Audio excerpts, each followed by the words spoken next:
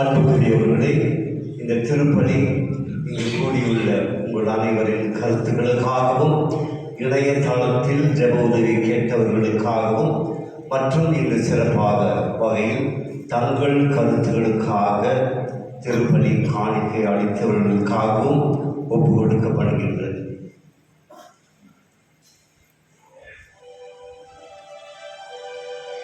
தந்தை மகன் தூய ஆவியாரின் பெயராலே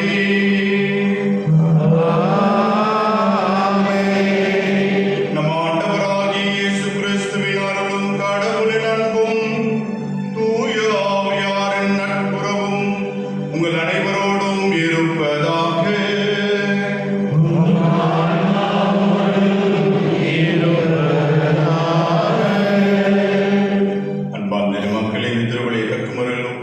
நம்முடைய பாவங்களை ஏற்றுக்கொண்டு ஆண்டவரிடம் மன்னிப்பை கேட்போம்.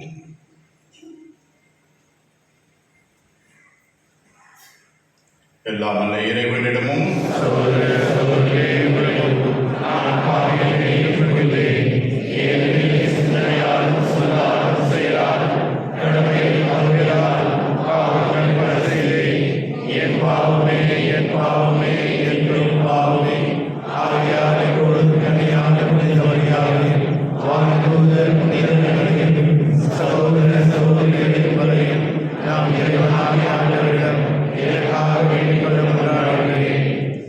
எல்லாம் அல்ல இறைவன் நம் மீது இரக்கம் வைத்து நம்முடைய பாவங்கள் எல்லாம் மன்னித்து நம்ம நிலை வாழ்வுக்கு அழைத்து செல்வாராக.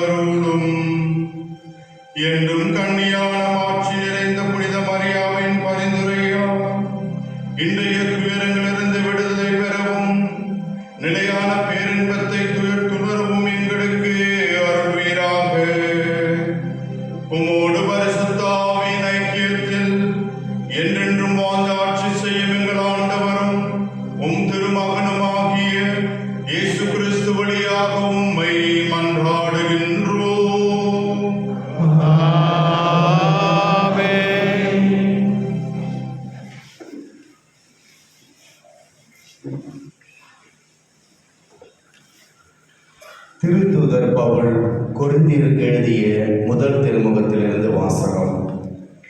சகோதர சகோதரிகளே, நீங்கள் அழைக்கப்பட்ட நிலையை எண்ணி பாருங்கள். மனித கணிப்பின்படி உங்களுள் ஞானிகள் எத்தனை பேர், வலியோர் எத்தனை பேர், உயர் குடிமக்கள் எத்தனை பேர். ஆனால் கடவுள் ஞானிகளை வெட்கப்படுத்த மடமையின உலகம் கருதுபவற்றை தேர்ந்து கொண்டார். அவ்வாறே வலியோரை வெட்கப்படுத்த வலுவற்றவை என உலகம் கருதுபவற்றை தேர்ந்து கொண்டார். உலகம் ஒரு பொருட்டாக கருதுபவற்றை அழித்துவிட அது தாழ்ந்ததாக கருதுபவற்றை இகழ்ந்து தள்ளுபவற்றையும் கடவுள் தேர்ந்தெடுத்தார். எவரும் கடவுள் முன் பெருமை பாராட்டாதபடி அவர் இப்படி செய்தார். அவரால் தான் நீங்கள் கிறிஸ்துவுடன் இணைக்கப்பட்டிருக்கிறீர்கள். கிறிஸ்துவே கடவுளிடமிருந்து நமக்கு வரும் ஞானம். அவரே நம்மை ஏற்புடையவராக்கி தூயவராக்கி மீட்கின்றார். எனவே மறைநூலில் எழுதியுள்ளவாறு பெருமை பாராட்ட விரும்புகிறவர் ஆண்டவரை குறித்தே பெருமை பாராட்டட்டும். ஆண்டவர் வழங்கும் அருள்வாக்கு. மதிவரை பாடல் அனைவரும். ஆண்டவர் தமது உரிமை சொத்தாக தேர்ந்தெடுத்த மக்கள் பேறு பெற்றோர்.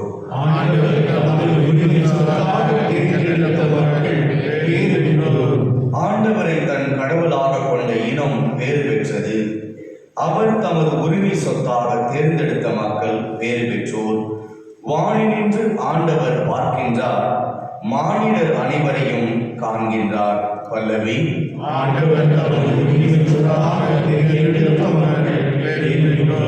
தமக்கு அஞ்சி நடப்போரையும் தம் பேரன்புக்காக காத்திருப்போரையும் ஆண்டவர் கண்ணோக்குகின்றார்.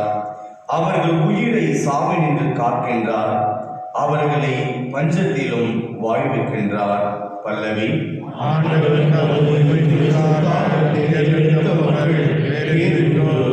நாம் ஆண்டவரை நம்பி இருக்கின்றோம்.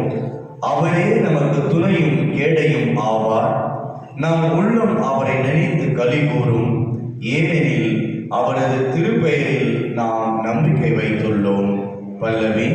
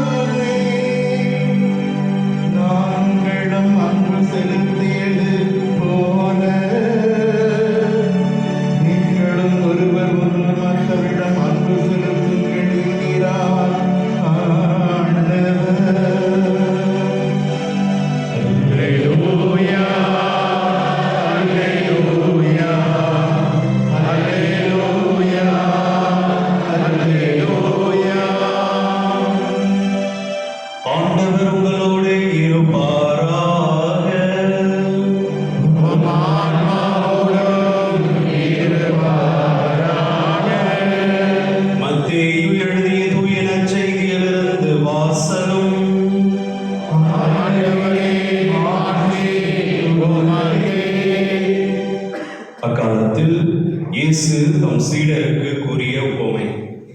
விண்ணரசை பின்வரும் நிகழ்ச்சி வாயிலாகவும் விளக்கலாம். நெடும் பயணம் செல்லவிருந்த ஒருவர் தம் பணியாளரை அழைத்து அவர்களிடம் தம் உடைமைகளை ஒப்படைத்தார். அவர் திறமைக்கு ஏற்ப ஒருவருக்கு 5 தாலந்தும் வேறொருவருக்கு 2 தாலந்தும் இன்னொருவருக்கு 1 தாலந்தும் கொடுத்துவிட்டு நெடும் பயணம் மேற்கொண்டார். 5 தாலந்தை பெற்றவர் போய் அவற்றை கொண்டு வணிகம் செய்து வேறு 5 தாலந்து ஈட்டினார். அவ்வாறே 2 தாலந்து பெற்றவர் மேலும் 2 தாலந்து ஈட்டினார். 1 தாலந்து பெற்றவரோ போய் நிலத்தை தோண்டி தம் தலைவரின் பணத்தை புதைத்து வைத்தார். நெடுங்காலத்திற்கு பின் அந்த பணியாளர்களின் தலைவர் வந்து அவர்களிடம் கணக்கு கேட்டார்.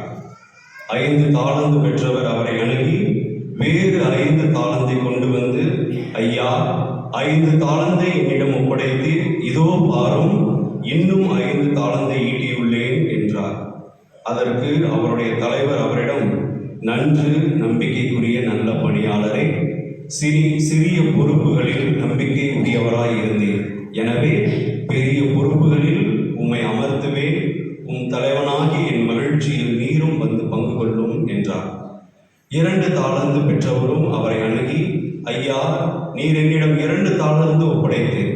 இதோ பாரும், வேறு 2 தாலந்து ஈட்டியுள்ளேன் என்றார். அவருடைய தலைவர் அவரிடம், நன்று, நம்பிக்கைக்குரிய நல்ல பணியாளரே, சிறிய பொறுப்புகளில் உம்மை உரியவராயிருந்தீர். எனவே பெரிய பொறுப்புகளில் உம்மை அமர்த்துவேன். உம் தலைவனாகி என் மகிழ்ச்சியில் நீரும் வந்து பங்கு கொள்ளும் என்றார்.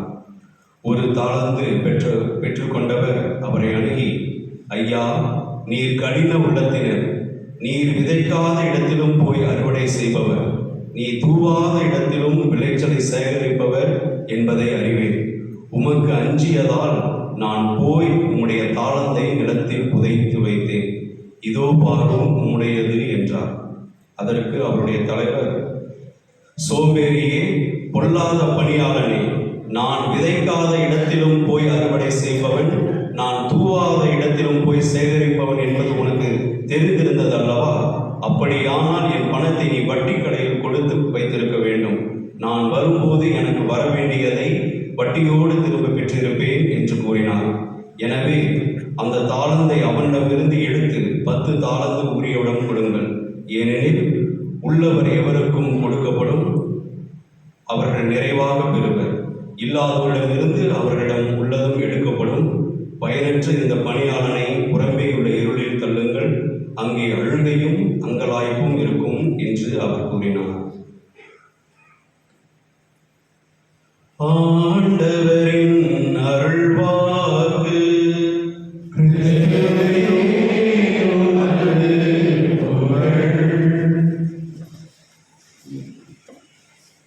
Praise the Lord. Praise the Lord.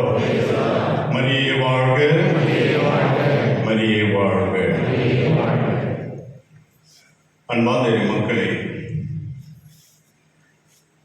நம்முடைய குடும்பங்கள் மீது ஒரு தியாக இறை ஆசியை இறங்கி வர வேண்டும் என்றால் தினந்தோறும் ஜெபமாலையை சொல்லுங்கள் என்று போப்பாண்டவர் கூறியிருக்கின்றார். The surest way of calling down God's blessing on your family is through the daily recitation of the rosary. தினந்தோறும் ஜெபமாலை சொல்லுங்கள், ஆண்டவருடைய ஆசீர், இறை ஆசீர் உங்களுடைய குடும்பங்கள் மீது இறங்கி வரும். ஆகவே நாம் அனைவரும் மாதாவின் பக்தர்களாக இருக்கின்றோம். ஜெபமாலை சொல்ல வேண்டும். ஜெபமாலை தான் நமக்கு பலனாக இருக்கின்றது. நாம் இருக்கும் இந்த உலகம் தீமையான ஒரு உலகமாக இருக்கின்றது. நாம் நன்றாக இருந்தால் எத்தனை பேருக்கு பொறாமை வருகின்றது. காலை கிடித்து விடுவார்கள். கஷ்டப்பட்டு மேலே வந்தாலும் அவர்கள் வைத்தறிச்சலாக இருக்கின்றது. ஆகிய தீமையின் நடுவிலே நாம் வாழ்ந்து கொண்டுதான் இருக்கின்றோம். நாம் மறந்து விடுகின்றோம். நம்முடைய வாழ்க்கை குறுகிய வாழ்க்கையாக இருக்கின்றது. அதிக நாட்கள் நாம் இருவதில்லை. ஆயினும் நாம் பார்க்கின்றோம் எத்தனையோ தீமைகளை செய்கின்றார்கள் மனிதர்கள் அதற்குள்ளே. ஆனால் அவன் பெரியவனாக இருந்தாலும் சரி, சிறியவனாக இருந்தாலும் சரி, ஒரு நாள் அல்லது ஒரு நாள் கல்லறைக்குத்தான் வர வேண்டும். 1955 மிக அழகாக ஒரு பாடலை எழுதினார் ஒரு கவிஞர் சீர்காழி கோவிந்தராஜன் பாடியிருக்கின்றார்.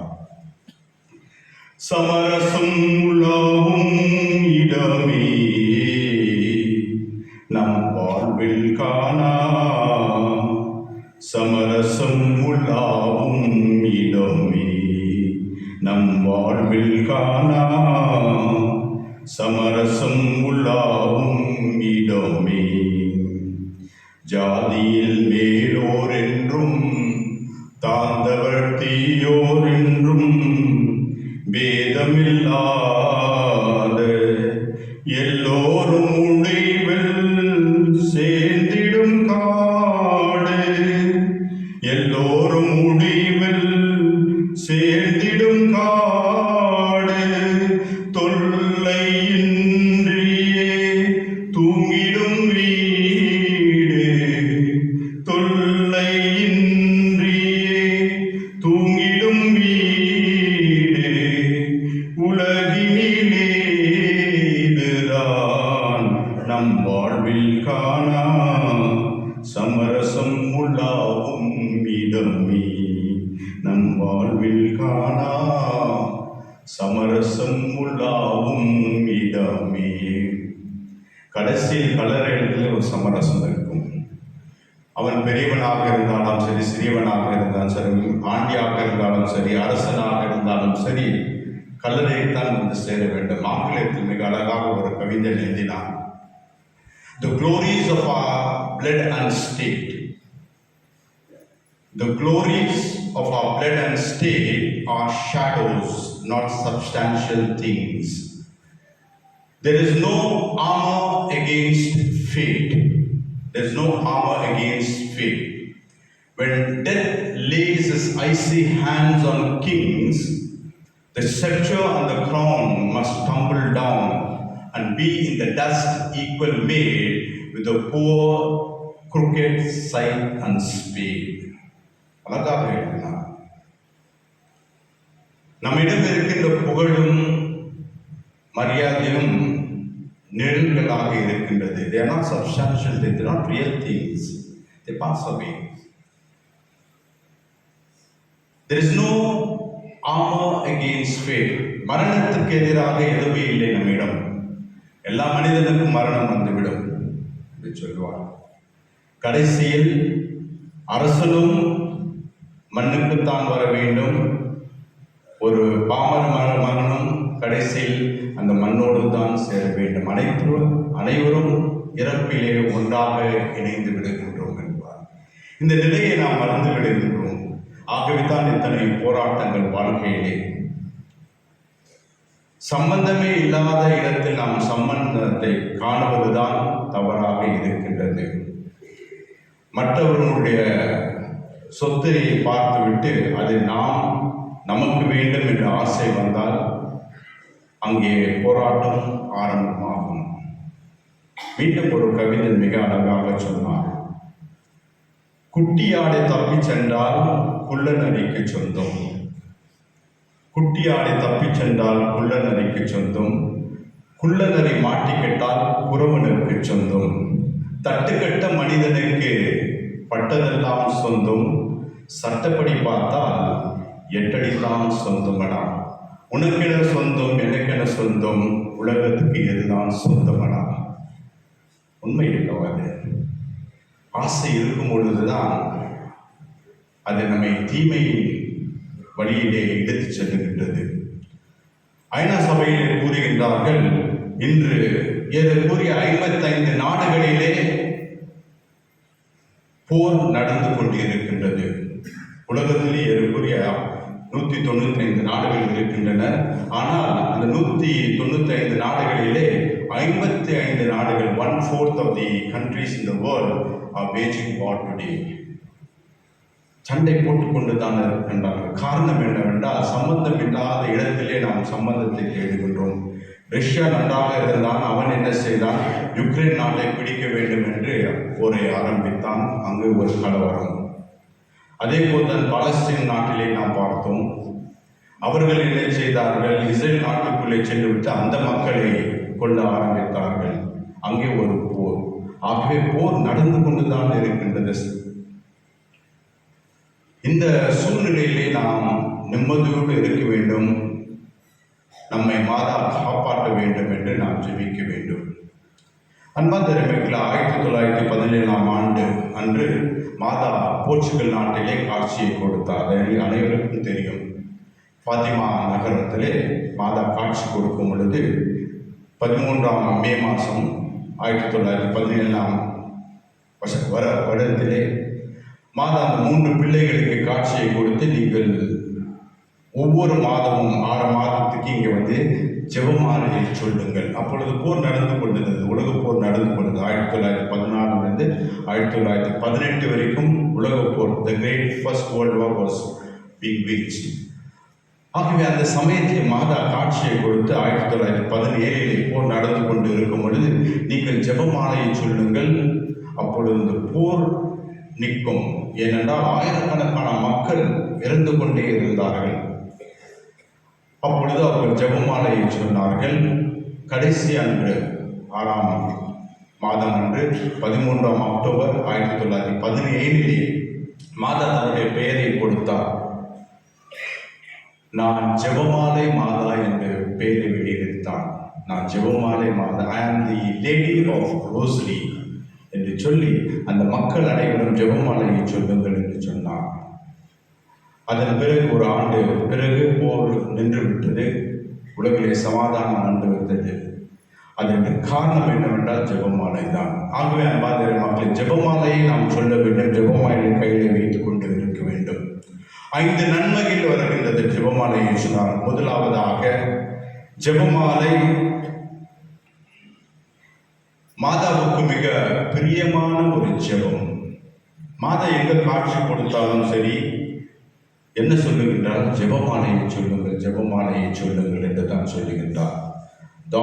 புனித டாமினிக் அவர்களுக்கு காட்சியை கொடுக்கும் பொழுது அவருக்கு கற்றுக் கொடுத்தார் ஜெபமாலையை எப்படி சொல்ல வேண்டும், வாழ்க்கையில வெற்றி எவ்வாறு காண வேண்டும் என்று புனித டாமினிக் அவருக்கு மாதா சொல்லிக் கொடுத்தார். ஆகவே மிக பிரியமான ஒரு ஜெபம் அன்னை மரியாவுக்கு என்னவென்றால் ஜெபமாலை. ஆகவே குடும்ப ஜெபமாலையை சொல்லுங்கள். 1. 2வதாக, ஜெபமாலை என்பது திருவிவிலியம் மணிகள் மீது இருக்கின்றது. The rosary is the scripture or Bible on beads. ஜெபமாலை சொல்லும் பொழுது நாம் விவிலியத்தில் இருக்கின்ற மறை உண்மைகளை, ஆண்டவர் வாழ்க்கையில் இருக்கின்ற உண்மைகளை, அவருடைய பிறப்பு, அவருடைய வாழ்க்கை, அவர் செய்த புதுமைகள், அவருடைய பாடுகள், அவருடைய மரணம், அவருடைய உயிர்த்தெழுதல், அவருடைய விண்ணேற்றம் அனைத்தையும் நாம் தியானிக்கின்றோம் ஜெபமாலையை சொல்லும் பொழுது. ஆகவே தான் அவர்கள் சொன்னார்கள், ஜெபமாலை, the rosary is the scripture of Bible on beads என்று. மணிகள் மீது திருவிவிலியம் ஜெபமாலை. ஆகவே ஜெபமாலையை சொல்லுங்கள். 2வதாக. 3வதாக, ஜெபமாலை ஒரு ஆக்கப்பூர்வமான ஜெபமாக இருக்கின்றது. The rosary is the most efficacious prayer that we can ever offer to our Lady and to God. ஆக்கப்பூர்வமான, இட்ஸ் வெரி பவர்ஃபுல். புனித டாமினிக் அவருடைய சரித்திரத்திலே பார்க்கின்றோம். அவருக்கு தான் ஜெபமாலை மாதா கொடுத்தார் 13ஆம் நூற்றாண்டிலே. டாமினிக் அவர்கள் போதனையை செய்து கொண்டு இருக்கும் பொழுது தோல்வியை கண்டு கொண்டே இருந்தால் சோர்ந்து போய்விட்டார் ஒரு நாள். அப்பொழுது மாதா அவருக்கு தோன்றி, நீ ஜெபமாலையை சொல், 10 மணியை சொல், அதன் பிறகு திருவிவிலியத்தை படி, அதன் பிறகு நீ போதனையை சொல். அவ்வாறு 10 மணி 10 மணியை சொல்லிவிட்டு போதனையை நடுவில் சொல்லி, உனக்கு வெற்றி கிடைக்கும் என்று சொன்னார். தோல்வியை அடைந்து கொண்டிருந்த டாமினிக் அவர்கள் எப்பொழுது எவ்வாறு ஜெபமாலையை சொன்னாலோ அப்பொழுது வெற்றியை கண்டார்.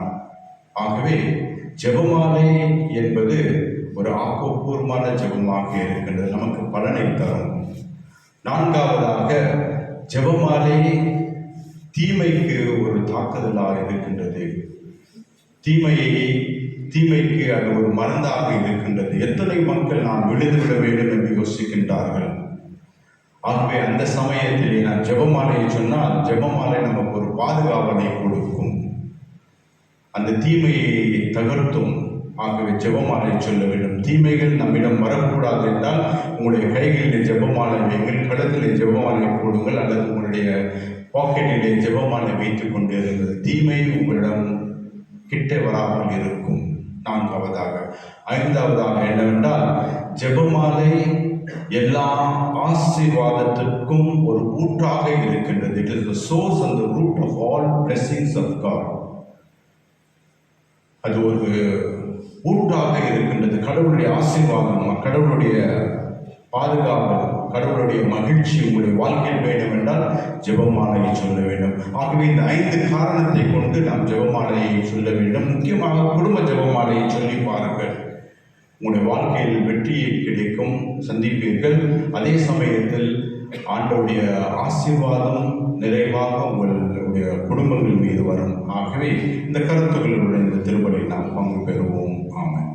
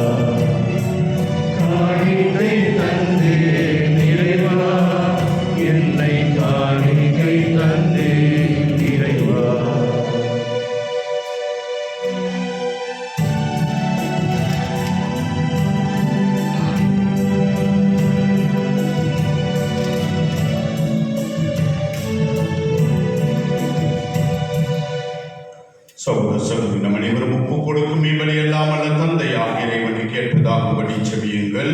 ஆண்டவர் நமது பெயரை சுமதுக்காகவும் ஆட்சிக்காகவும் நமது நன்மைக்காகவும் புனித திராமை அனைத்து நலனுக்காகவும் உமது கையில் இருந்தவரை ஏற்றுக்கொள்வாராக. ஆண்டவரை பலி பொருட்களோடு மக்களின் மன்றாட்டுகளை ஏற்றருளும் உம்மை வேண்டுகின்றோம். இவ்வாறு உம்முடைய திருமகனின் தாயான புனித மரியாவின் பரிந்துரையினால் எந்த ஒரு மன்றாட்டும் புறக்கணிக்காமல் படாமலும் எந்த ஒரு வேண்டுதலும் வீணாகாலும் இருப்பனவாக. எங்கள் ஆண்டவராகிய இயேசு கிறிஸ்து வழியாக உம்மை மன்றாடுகின்றோம். ஆண்டவர் உங்களோடு இருப்பாராக.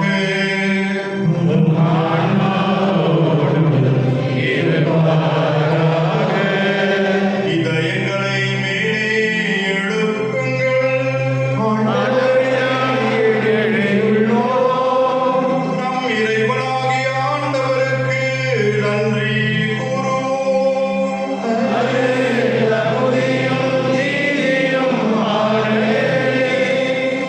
ஆண்டவரே, தூயமாறான தந்தை, என்றும் வாழும் எல்லாம் அல்ல இறைவா, என்னாலும் எவ்விடத்திலும் நாங்கள் உமக்கு நன்றி செலுத்துவது எப்பொழுதும் கன்னியான புனித மரியாவின் திருநாளை கொண்டாடும் நாங்கள் மெய்யாகவே தகுதியும் நீதியும் ஆகும். எங்கள் கடமையும் மீட்புக்குரிய செயலுமாகும். தூய ஆவி நிழலிட்டதால் அந்த அன்னை உம்முடைய ஒரே திருமகனை கருத்தாங்கி தமது கன்னிமையின் மாட்சியில் நிலைத்து நின்று நிலையான ஒளியான எங்கள் ஆண்டவர் இயேசு கிறிஸ்துவை உலகத்திற்கு அளித்தார். அவர் வழியாகவே உமது மாண்பை வான தூதர்கள் புகழுகின்றனர். தலைமை தாங்குவோர் உம்மை வழிபடுகின்றனர். அதிகாரம் செலுத்துவோரும் திருமுன் நடுங்குகின்றனர். வானங்களும் அவற்றில் உள்ள ஆற்றல் உள்ள சில பெண்களும் ஒன்று கூடி அக்களித்து கொண்டாடுகின்றனர். அவர்களோடு எங்கள் தூக்குரலையும் சேர்த்து கொள்ளுமாறு நாங்கள் உம்மை தாழ்மையுடன் இறைஞ்சி புகழ்ந்து சொல்வதாவது: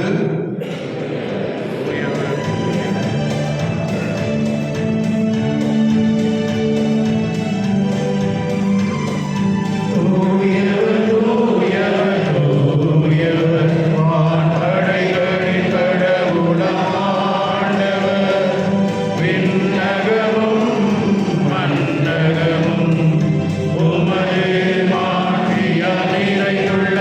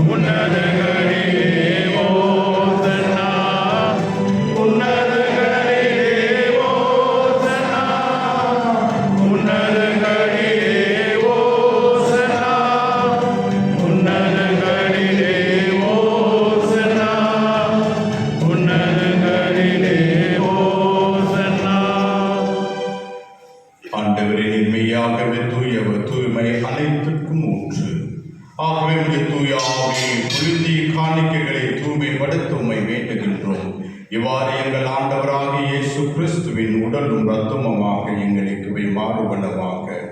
அவர் பாடுபட உள்ளம் கனிந்து தம்மை கையளித்த போது அப்பத்தை எடுத்து நன்றி செலுத்தி அதை பிட்டு தம் சீடர்களுக்கு அளித்து கூறியதாவது: அனைவரும் இதிலிருந்து பெற்று உண்ணுங்கள், ஏனெனில் இது உங்களுக்காக கையளிக்கப்படும் என் உடல்.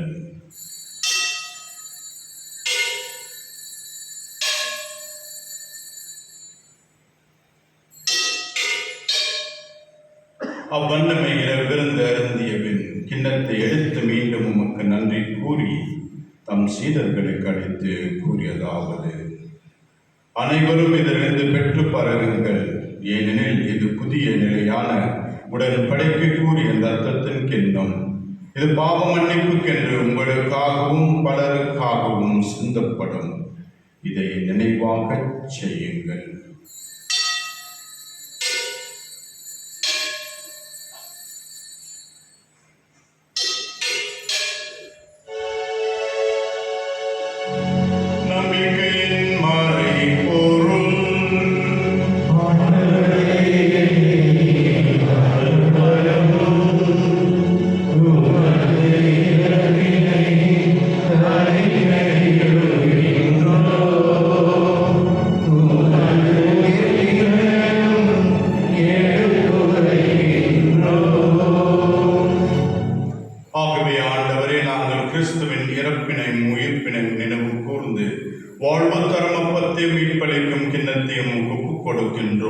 உம் திருமுன்று ஊழியம் புரிய உமக்கு தகுந்தவர்களை ஏற்றுக்கொண்டீர். எனவே உமக்கு நன்றி செலுத்துகின்றோம். மேலும் கிறிஸ்துவின் உடலிலும் இரத்தத்திலும் பங்கு கொள்ளும் எங்களை தூய ஆவியார் ஒன்று சேர்க்க வேண்டும் என நம்மை தாழ்மையுடன் மன்றாடுகின்றோம். ஆண்டவரே, உலகெங்கு பரவி இருக்கும் திரு அவையை நினைவு கூர்ந்தருளும். எங்கள் திருத்தந்தை பிரான்சிஸ், எங்கள் பேராயர் பீட்டர், இணை ஆயர்கள், எல்லா திருநிலையினர் ஆகிய அனைவரோடும் உமது திரு அவை அன்பில் நிறைவர செய்தருளும். மேலும் உயிர்த்தெழும் எதிர்நோக்குடன் துயில் கொள்ளும் எங்கள் சகோதர சகோதரிகளையும் இறந்தோர் அனைவரையும் இரக்கத்துடன் நினைவு கூர்ந்து உமது திருமுக ஒளியினுள் ஏற்றலும். எங்கள் அனைவர் மீதும் இரக்கமாயிரும். கடவுளின் கன்னித்தாயான புனித மரியா, அவருடைய கணவரான புனித யோசேப்பு, புனித திருத்தூதர்கள், இவ்வுலகில் உமக்கு உகந்தவராயிருந்தோர் ஆகிய புனிதர் அனைவரோடும் நாம் நிலைவாழ்வில் பங்கு கொள்ளும் தகுதி பெற்று உம் திருமகன் இயேசு கிறிஸ்து வழியாக உம்மை பொழுதேற்றம் வளர்வருள உம்மை மன்றாடுகிறோம்.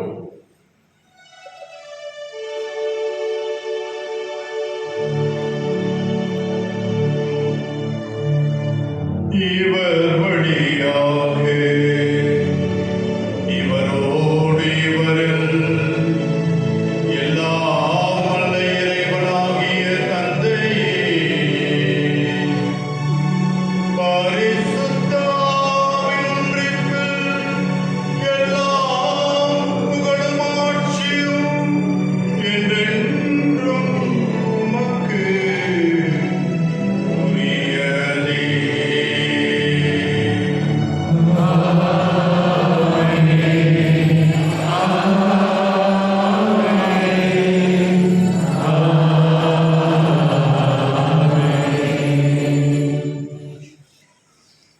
நாம் அனைவரும் சேர்ந்து ஆண்டவர் இயேசு கற்பித்த ஜெபத்தை சொல்லுவோம்.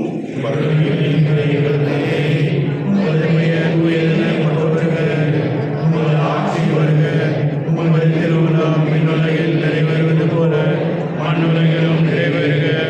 எங்கள் அன்றாட உணவை இன்று எங்களுக்கு தாரும். எங்களுக்கு எதிராக குற்றம் செய்வோரை நாங்கள் மன்னிப்பது போல எங்கள் குற்றங்களை மன்னியும். எங்களை சோதனைக்கு உட்படுத்தாதையும் தீமையிலிருந்து எங்களை விடுவித்தருளும். ஆண்டவரே, தீமை அனைத்திருந்தும் எங்களை விடுவித்து எங்கள் வாழ்நாளில் அமைதியை கனிவுடன் அருளுமை மன்றாடுகின்றோம். உமது இரக்கத்தின் உதவியால் நாங்கள் பாவத்திலிருந்து எப்பொழுது விடுதலை பெற்று யாதொரு கலக்கமும் என்று நலமாய் இருப்போமாக. நாங்கள் எதிர்நோக்கி இருக்கும் பேரின்பத்திற்காகவும் எம் மீட்பராகிய இயேசு கிறிஸ்துவின் வருகைக்காகவும் காத்திருக்கின்றோம். ஏனெனில் ஆட்சியும் வல்லமையும் ஆட்சியும் ஆட்சியும் என்றென்றும் உமதே. ஆண்டவராகிய இயேசு கிறிஸ்துவை அமைதியை உங்களுக்கு விட்டுச் செல்லுகிறேன், என் அமைதியை உங்களுக்கு அளிக்கின்றேன் திரு தூதர்களுக்கு மொழிந்தீரே. எங்கள் பாவங்களை பாராமல் உமது திரு ஆவை நம்பிக்கை கண்ணோக்கி உமது திரு உள்ளத்திற்கு ஏற்க அதற்கு அமைதியும் ஒற்றுமையும் அளித்தருள்வீராக.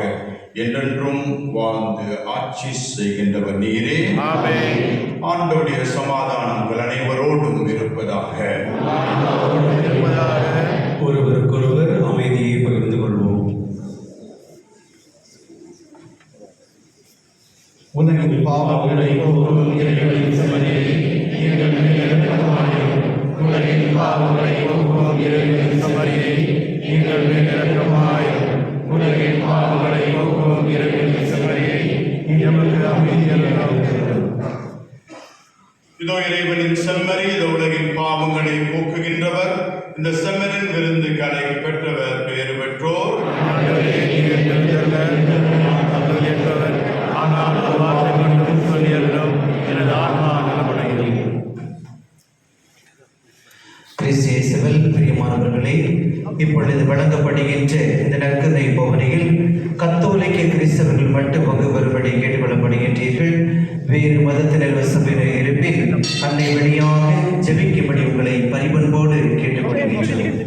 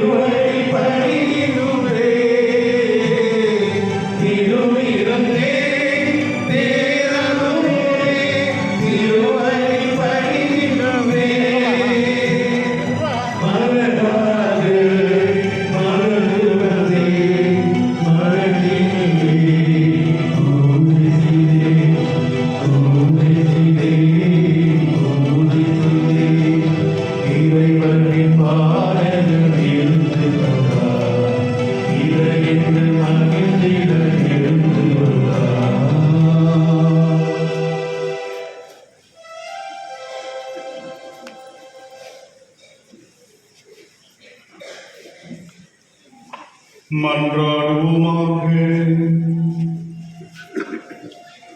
ஆண்டவரே, விண்ணக உணவை உட்கொண்ட நாங்கள் உமது கனிவை வேண்டுகின்றோம்.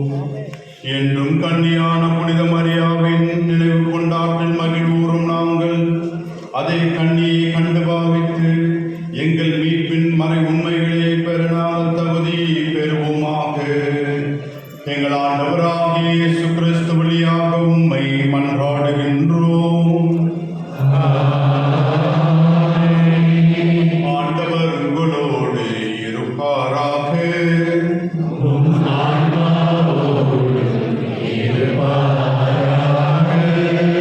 தலையை வணங்கி ஆண்டவர் ஆசீர்வாதத்தை பெறுங்கள். ஆண்டவர் உங்களுக்கு ஆசீர் வழங்கி உங்களை காப்பாராக.